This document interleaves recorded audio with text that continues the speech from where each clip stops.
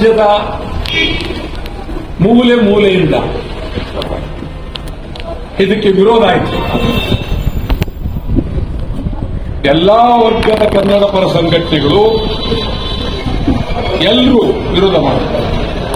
ಆದರೂ ಕ್ಷಮಾಪಣೆ ಹೇಳದೇ ಇಲ್ಲ ಅಂತ ಹೇಳಿ ಸ್ಪಷ್ಟವಾಗಿ ಸವಾಲಾಕಿ ನಿಂತಿದ್ದಾರೆ ಕಮಲ ಹಾಸನ್. ನಮ್ಮ ಉಚ್ಚ ನ್ಯಾಯಾಲಯ, ಕರ್ನಾಟಕದ ಉಚ್ಚ ನ್ಯಾಯಾಲಯ ಅದ್ಭುತವಾಗಿ ನಿಮ್ಮಲ್ಲಿ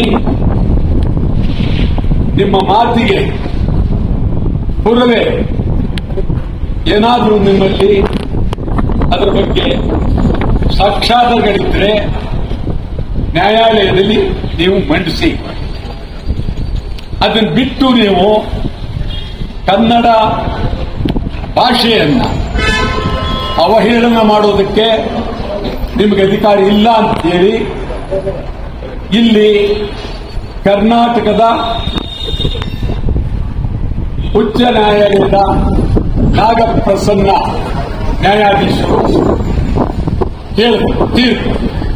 ನಾನು ನಿಜವಾಗ್ಲೂ ಅವ್ರನ್ನ ಆವತ್ತೇ ಅಭಿನಂದಿಸಿದೆ. ಕನ್ನಡ ನಾಗಪ್ರಸನ್ನ ಅಂತೇಳಿ ನಾನು ಕರೆದೆ. ಅಂದ್ರೆ ತೀರ್ಪು ನಮ್ಮ ಪರ ಹೇಳಿದರಿಲ್ಲ ಅರ್ಥ. ವಸ್ತುಸ್ಥಿತಿ ಪ್ರಾಮಾಣಿಕವಾಗಿ ಅವರು ಹೇಳಿದ್ದಾರೆ. ಅದಾದ ಮೇಲೆ ಅದಕ್ಕೆ ನಿಲ್ಬೇಕಾಗಿತ್ತು, ಕಮಲ ಹಾಸನ್ ನಿಲ್ಬೇಕಾಗಿತ್ತು. ಕಮಲ ಹಾಸನ್ ಚಾಲೆಂಜ್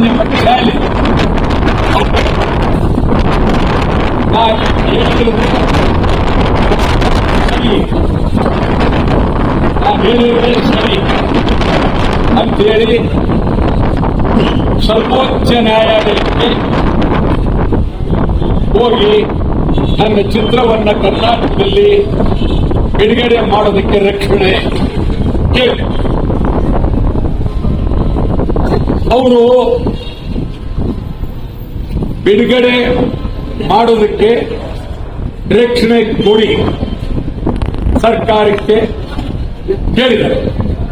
ಕೇಳಿರುವಾಗ ಸುಪ್ರೀಂ ಕೋರ್ಟ್ ನ್ಯಾಯಾಧೀಶರು ಏನ್ ಹೇಳಿದ್ದಾರೆ ಅಂತಂದ್ರೆ, ಯಾರೋ ಒಬ್ಬ ರಸ್ತೆಯಲ್ಲಿ ಹೋಗೋರು ಏನೋ ಹೇಳ್ಬಿಟ್ರು ಅಂತೇಳಿ ನೀವ್ಯಾಕೆ ಅಷ್ಟೊಂದು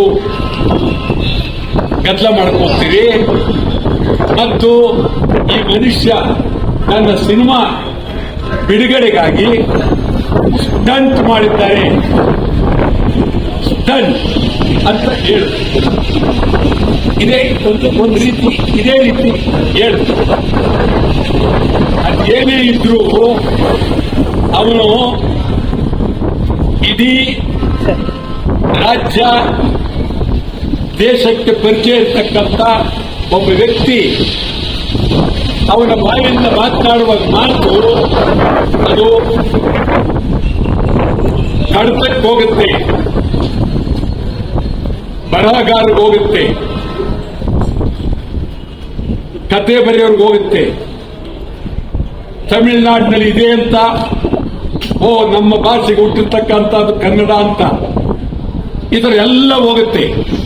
ಆದ್ದರಿಂದ ಇದು ಅವರು ಕ್ಷಮಾಪಣೆ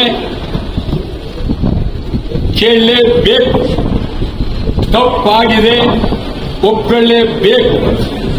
ಯಾವುದಕ್ಕೆ ಅವ್ರು ಹೇಳಿರ್ತಕ್ಕಂಥದ್ದಕ್ಕೆ ಆಧಾರ ಇದ್ರೆ ಇಷ್ಟೊತ್ತು ಹೇಳ್ಬೋದಾಗಿತ್ತು. ಆಧಾರ ಇಲ್ಲ, ಏನಿಲ್ಲ, ಬಾಯಿಗೆ ಬಂದಂಗೆ. ಇದನ್ನ ನಾನು ಒಬ್ಬ ಕೊಂಗ ನಾನು ಕರೆದೆ. ಈ ತರ ಮಾತನಾಡುವಾಗ ಜವಾಬ್ದಾರಿಯಿಂದ ಮಾತನಾಡಬೇಕು. ಈಗ ಉಳಿದಿರೋದೇನು ಪ್ರಶ್ನೆ? ಈಗ ಚೆಂಡು ಕರ್ನಾಟಕ ವಾಣಿಜ್ಯ ಮಂಡಳಿಗೆ ಬಂದಿದೆ. ರಾಜ್ಯ ಸರ್ಕಾರ ಇಲ್ಲಿ ರಾಜ್ಯ ಸರ್ಕಾರ ಬರುತ್ತೆ, ಈಗ ಅವ್ರಿಗೂ ಬರುತ್ತೆ, ಹೇಳ್ತೀನಿ ರಾಜ್ಯ ಸರ್ಕಾರ ಅವ್ರಿಗೂ ಬರುತ್ತೆ. ಸುಪ್ರೀಂ ಕೋರ್ಟ್ ಅಫಿಡೇಟ್ ಹಾಕಿದ್ದಾರೆ ಸರ್, ಹೌದು ನಾವು ರಕ್ಷಣೆ ಕೊಡ್ತೀವಿ. ಏನಾಗಿದೆ ಅಂತ ಹೇಳ್ತೀನಿ. ಒಂದು ವಾಣಿಜ್ಯ ಮಂಡಳಿಯವರು ಅವರ ಮಂಡಳಿಗೆ ಹಂಚಿಕೆದಾರರು ಅವರ ಸದಸ್ಯರು, ಥಿಯೇಟರ್ ಮಾಲೀಕರು ಅವ್ರ ಸದಸ್ಯರು. ಈಗ ಅವ್ರು ತೀರ್ಮಾನ ತೆಗೆದುಕೊಳ್ಬೇಕಾಗಿರ್ತಕ್ಕಂಥದ್ದು, ಈಗ ಥಿಯೇಟರ್ ಅನ್ನ ಬಿಡಬಾರದು ಮತ್ತು ಹಂಚಿಕೆದಾರರಿಗೆ ಹೇಳಬೇಕು, ನೀವು ಹಂಚಿಕೆ ಮಾಡೋದು ಇದು ಅವರಲ್ಲಿರ್ತಕ್ಕಂಥ ಶಕ್ತಿ.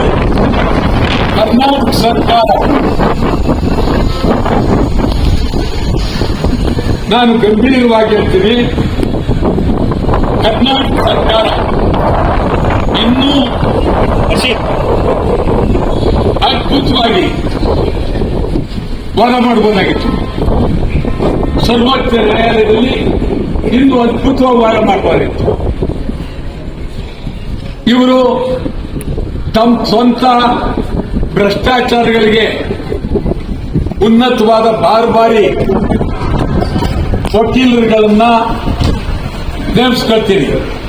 ಇವತ್ತು ನಾಡಿನ ಗೌರವದ ಪ್ರಶ್ನೆ.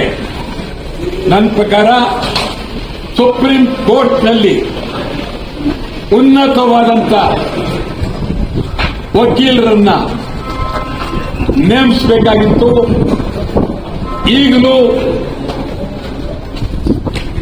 ಈ ಒಂದು ತೀರ್ಪನ್ನ ವಿಮರ್ಶೆ ಮಾಡಬೇಕು ಅಂತ ಹೇಳಿ ಸರ್ವೋಚ್ಚ ನ್ಯಾಯಾಲಯಕ್ಕೆ ಕರ್ನಾಟಕ ಸರ್ಕಾರ ಮನವಿಯನ್ನು ಸಲ್ಲಿಸಬೇಕು. ಇದರ ಜೊತೆಗೆ